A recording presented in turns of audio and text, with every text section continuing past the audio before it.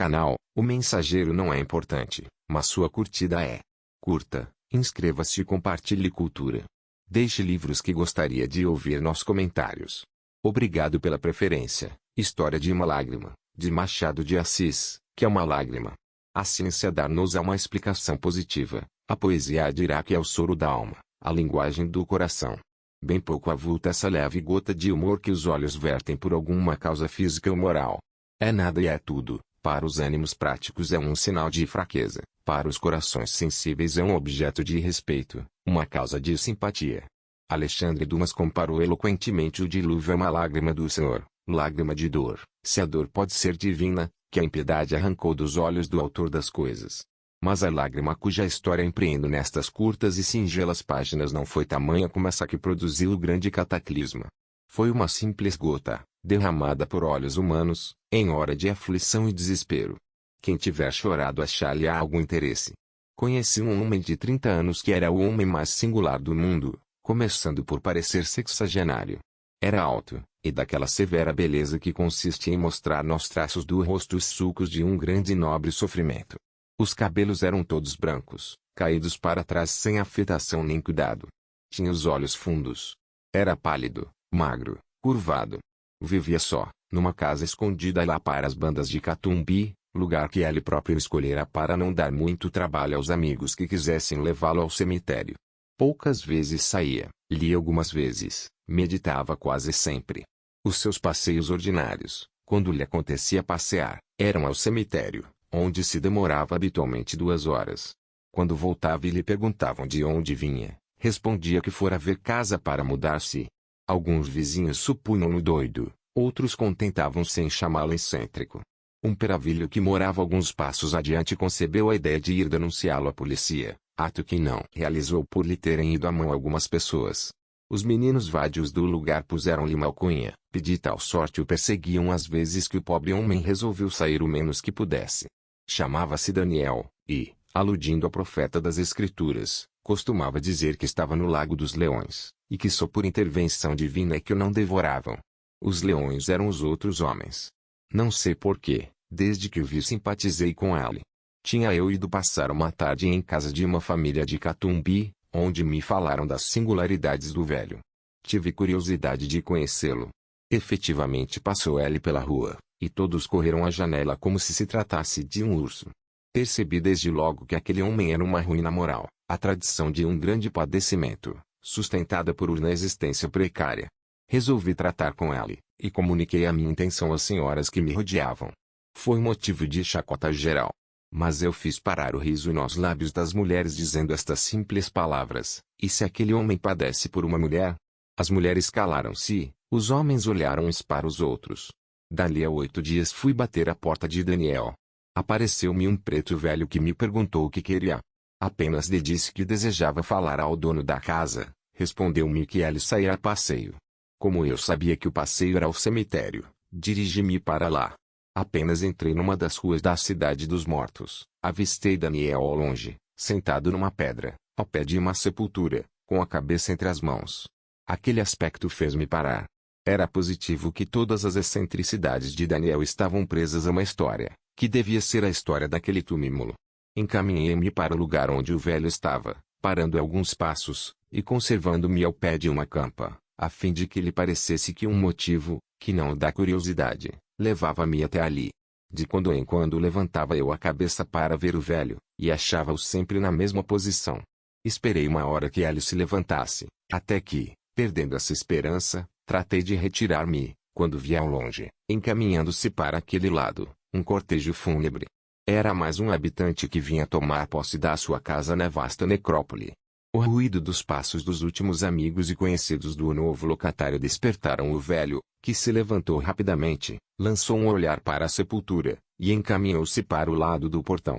Quis ver se a campa ao pé da qual o velho estava sentado tinha algum nome, mas ao mesmo tempo temi perder o velho, que andava rapidamente. Contudo apressei o passo, e pude ler rapidamente na campa estas simples palavras: aqui jaz uma Marte. Depois, dobrando de velocidade, pude alcançar o velho no momento em que ele estava já a poucas braças do portão. Ia falar-lhe, mas hesitei. Que lhe diria eu? Como explicar a minha curiosidade? Entretanto o velho andava, e eu atrás dele, até que nos achamos ambos à porta da casa. Queria alguma coisa? Um pouco d'água para este senhor. Queira sentar-se. Não sabia que havia de dizer depois de ter pedido a água. O velho, apenas me viu sentado, tomou uma cadeira e sentou-se ao pé da janela. Os últimos raios do sol poente batiam-lhe na fronte encanecida e sulcada pelo sofrimento. Era venerável aquela figura tão humilde e tão resignada. Veio a água, bebi e dirigi-me ao dono da casa. Obrigado, disse-lhe. Sou P. E moro. É inútil dizer-me a casa, interrompeu Daniel. O meu reino já não é deste mundo. Entretanto agradeço-lhe, mas por que não é deste mundo? O velho franziu a testa e respondeu-me secamente, porque não é. Era impossível tirar-lhe mais uma palavra. Saí, mas levando a resolução de voltar outra vez até travar relações com o velho. Com efeito, 5 dias depois fui ao Catumbi, e bati à porta de Daniel. Achei o velho com um livro na mão. Perguntou-me o que queria, e como eu lhe dissesse que era a pessoa que 5 dias antes estivera ali, respondeu-me que se lembrava e mandou-me sentar. Quer água outra vez? Disse ele sorrindo tristemente. Não, não quero. Há de ter compreendido que eu não queria somente um copo d'água me pedir, mas não passe dos copos d'alma e parecia-me que era aquele olhar uma demonstração de sincero afeto. Unir os meus dias aos dela, foi o meu primeiro e maior sonho. Mas como? Pedir-lhe ao pai era o meio mais natural, mas repugnava-me, pois que, além de ser eu um simples empregado recebido em casa por prova de confiança, receava que se atribuísse ao meu ato intenções menos puras e confessáveis. Aqui entrava eu na luta suprema do coração e da consciência, do dever e do amor. Entendia que era decoro reduzir-me, mas esse silêncio era para mim o mais atroz de todos os suplícios. Os dias corriam assim, e eu, se não podia ainda aspirar à glória de possuir Elisa, gozava ao menos da felicidade de vê-la e viver nos olhos dela. Durou este estado 7 meses. Disposto a sofrer em silêncio, resolvi por outro lado trabalhar muito, de modo a constituir um direito à mão da moça. Notava eu, porém, que Valadares, até então meu amigo confessado, redobrava de afeto e de atenções por mim. Nos meus sonhos de felicidade conjecturei que o negociante, tendo percebido a minha paixão, aprovava do fundo da alma, e talvez mesmo por inspiração da filha. Um dia, era em outubro de 185, estando no escritório a trabalhar recebi recado de Valadares para que fosse lá à casa à noitinha. Fui. Valadares estava no gabinete e mandou-me entrar. Deram-lhe o recado a tempo. Sim, senhor, respondi eu. Bem. Sente-se. Puxei uma cadeira. Valadares limpou os óculos, e depois de algum silêncio perguntou-me, não desconfia do motivo por que mandei chamá-lo? Não, senhor. É natural. Os velhos são mais perspicazes que os moços. O motivo é perguntar-lhe se não pensa em casar-se? Olhei para ele com um movimento de alegria, mas ao mesmo tempo cheio daquele medo que acompanha o coração quando está prestes a colher uma grande felicidade. Não sei. Respondi. Não sabe? Responde como se fora uma moça. É verdade que a minha pergunta foi talvez mal cabida. Responda-me, então, não ama? Depois de algum tempo respondi, sim, ama minha filha. Perdão, mas é verdade. Perdão de quê? São moços, podem amar-se. É amado? Não sei. Ah, mas eu creio que é. Ela disse-lhe. Não, mas desconfio, se fosse verdade, há de ser. Pois se ama e se quer desposá-la, nada de temores pueris, nem receios infundados. Eu não sou nenhum dragão. Mas como poderei aspirar a tanta felicidade? É boa. Aspirando. Vou consultar Elisa. Pois sim, vá para a sala. Saí entre a alegria e o receio. Se ela não me amasse? Se aquilo tudo fosse ilusão minha e do pai? Ao mesmo tempo pensava eu que era impossível que ambos nos enganássemos, e embalado por tão lisonjeiras esperanças aguardei a resposta definitiva da minha aventura. Daí a um quarto de hora entrava Valadares na sala com um sorriso animador nos lábios. Fui direito a ela. Minha filha é sua. Elisa entrou na sala logo atrás do pai. Ah, que felicidade! Disse eu encaminhando-me para ela. A moça baixou os olhos. Estendi-lhe a mão, sobre a qual pôs ela a sua. Era noite. Tamanha felicidade abafava-me, eu precisava de ar, e além disso tinha vontade de ver se, saindo daquela casa, desfazia-se que me parecia sonho, ou se realmente era uma realidade bem-aventurada.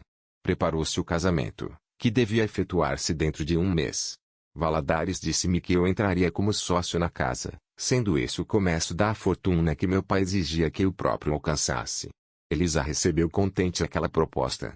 Amava-me realmente? Eu acreditei que sim. Mas a verdade é que a moça não diminuiu para mim o tratamento afetuoso que até então me dava. Como não era alegre, ninguém reparava em que nada se lhe alterasse pela proximidade da união. A diferença que eu notei então na casa foi que Luiz, o poeta que lá ia, de alegre que era, tornara-se triste e distraído. A mudança foi a ponto que eu compreendi que ele nutria por Elisa algum sentimento de amor. Provavelmente preparava-se para ser seu marido. Quis a sorte que as circunstâncias transtornassem esses planos. A culpa não era minha, pensava eu, é natural amá-la, basta conhecê-la. Efetuou-se o casamento em novembro. Foi para mim um dia de felicidade extrema, com uma única sombra, é que Elisa pareceu triste logo desde manhã. Indagando eu a causa, disse que se achava um pouco doente.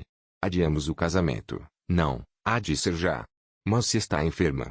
Uma dor de cabeça, nada é. A cerimônia foi celebrada debaixo desta impressão. Assistiram a ela todos os amigos da casa, menos o poeta, que 2 dias antes partira para o interior da província, onde ia, disse ele, ver um parente. Quando eu me vi casado, senti tamanha satisfação que tive medo de mim. Agradeci mentalmente a meu pai o haver me mandado para o Rio, onde aquela aventura me esperava. Não lhe direi como correram os primeiros dias do meu casamento, foi o que costuma ser, uma lua de mel. Elisa nada mudou do que era, a sua índole atribuiu a circunstância especial de que, ao passo que eu me sentia ardoroso e cheio daquela glória de possuí-la, ela mostrava-se afetuosa, mas reservada, obediente e passiva. É natural nela, foi assim educada, pensava eu. E não havia cuidado nem atenção de que eu não a rodeasse para que ela fosse feliz. A moça agradecia-me com um sorriso. Para mim aquele sorriso era uma luz do céu. No fim de algum tempo, apareceu outra vez na corte o poeta, que vinha, dizia, de fechar os olhos ao parente, e trazia luto fechado. Ficava-lhe bem o luto, e não somente o luto das roupas, mas o do semblante que estava fechado e triste como uma campa que esconde um morto. O poeta foi à nossa casa, mas Elisa não lhe falou, por estar incomodada, segundo mandou dizer. O moço voltou lá mais 2 vezes sem que pudesse ver minha mulher. Não voltou lá mais. Pouco depois soube que partira para os Estados Unidos. Ia buscar, disse ela, Major, que frequentava a casa de Valadares, um grande centro populoso que lhe servisse de grande deserto para o coração. Desconfiei, como era fácil, que o amor de Luiz não se extinguira, e que, preferindo o suicídio moral à desonra, buscava assim o esquecimento num exílio voluntário. Passaram-se 3 anos quase, e por esse tempo adoeceu Elisa. Foi ao princípio moléstia de pouca monta, mas agravou-se com os tempos, e um dia chegou em que o médico me disse que infeliz estava tísica. Podes acaso calcular a minha dor? Salve-a, doutor, exclamei eu. Sim, hei de salvá-la. Com efeito, o médico envidou todos os esforços, ocultou a moléstia enferma, por prudência, mas Elisa tinha a convicção da gravidade do mal. Emagrecia e empalidecia a olhos vistos. Abandonei os interesses da casa a meu sogro, que, por sua parte, entregou aos cuidados do guarda-livros, e ambos nos ocupamos exclusivamente em cuidar da pobre enferma. Mas o mal era fatal. A ciência nem o amor nada podiam contra ela. Elisa definhava, não longe estava a morte. Ao menos salvávamos a consciência de ter feito tudo. Eu poucas vezes saía, e isso mesmo pouco tempo me demorava fora de casa. Numa dessas vezes, em que eu voltava, não achei Elisa na sala de visitas. A infeliz já poucas vezes se levantava, cuidei que estivesse de cama. Fui para lá, não estava. Disseram-me que tinha entrado no seu gabinete de trabalho. Dirigi-me para lá pé ante pé. Elisa estava de costas, sentada numa poltrona com um papel na mão. Aproximei-me devagarinho, queria causar-lhe uma agradável surpresa dando-lhe um beijo. Mas, no momento em que eu aproximava-me dela, vi que o papel que ela lia continha uns versos, e parava para os ler, quando vi cair sobre o papel uma lágrima. Que era aquilo? De um lance compreendi tudo, não pude reter um pequeno grito, que ela ouviu e que a assustou. Vendo-me pálido e de pé diante dela, a moça levantou-se a custo e curvando a cabeça murmurou, perdão. Queria ajoelhar, impedi-a. Elisa não se perturbou, tinha no olhar a serenidade da inocência, mas o fogo que lhe ardia nas pupilas era já o fogo da morte. O susto que eu lhe causara apressou a catástrofe. Elisa caiu-me nos braços, removia para a cama. A noite tinha dado alma a Deus. Compreendes o que sofri naquela funesta noite?